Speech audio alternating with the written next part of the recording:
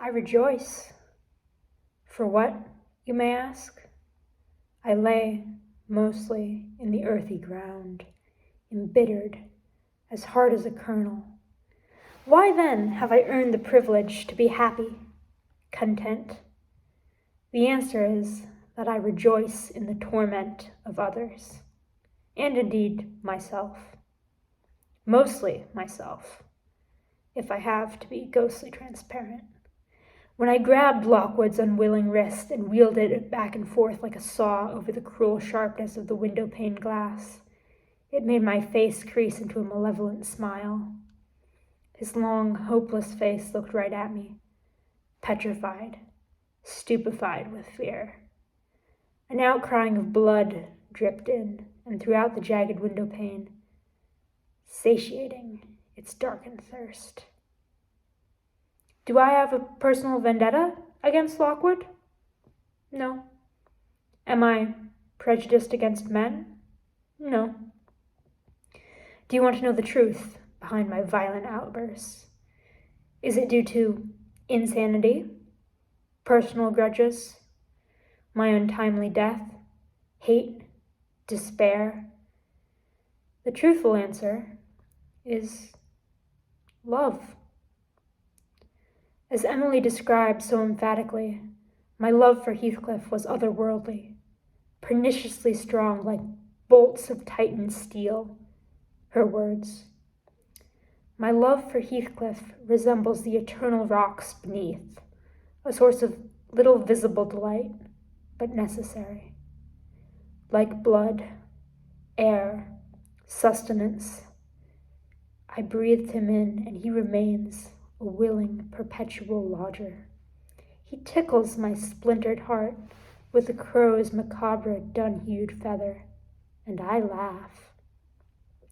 My cavernous shell rattles with his presence, a sticky film that binds, enfolds pieces of me, twists, entwines our souls. We are one and the same, Heathcliff and I, akin to the Tudor rose, where white and red merge, a fused, potent hybrid. This togetherness and blurring of identity makes us a symbol of alternative, subversive beauty. Ours is heathen, otherworldly, deathly sublime. Our combined petals are now black and glossy, decadently velveteen like a wild hare's pointed ears. I caressed those infantile, tender petals, held them close to my heartstrings. With time's expectations, it dyed them inky black. No longer did any healthy pink flesh remain. It was like being willingly drowned, completely submerged in a chest of gelatinous tar.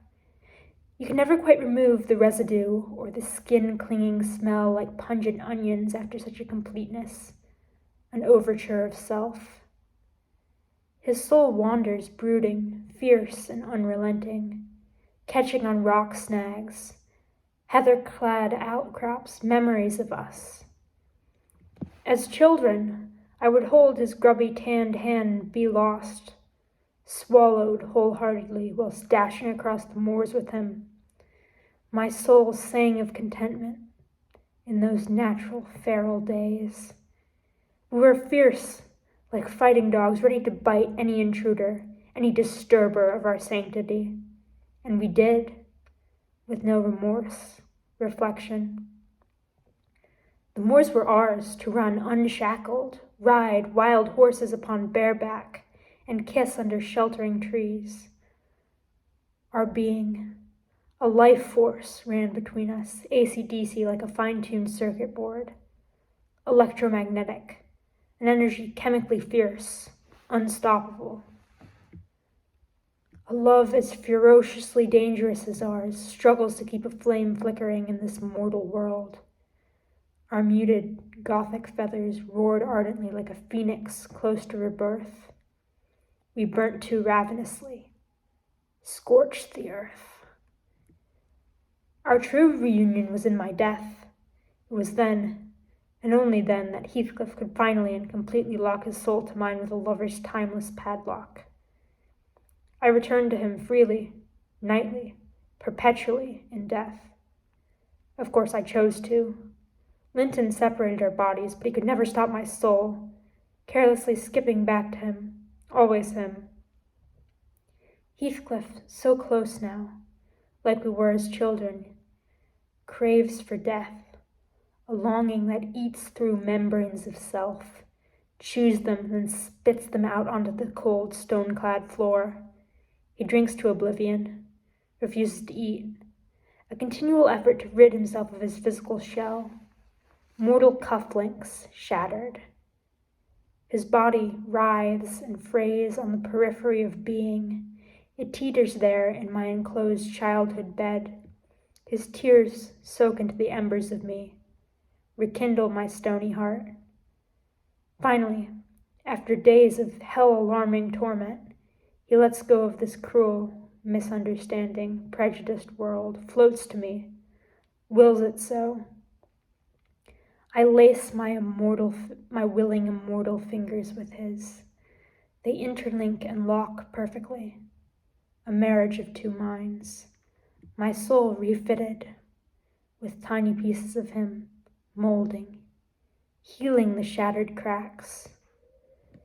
We wander now like nighttime demons, traversing, gliding on top within's downy moors, our wild childhood playground, our soul's joy.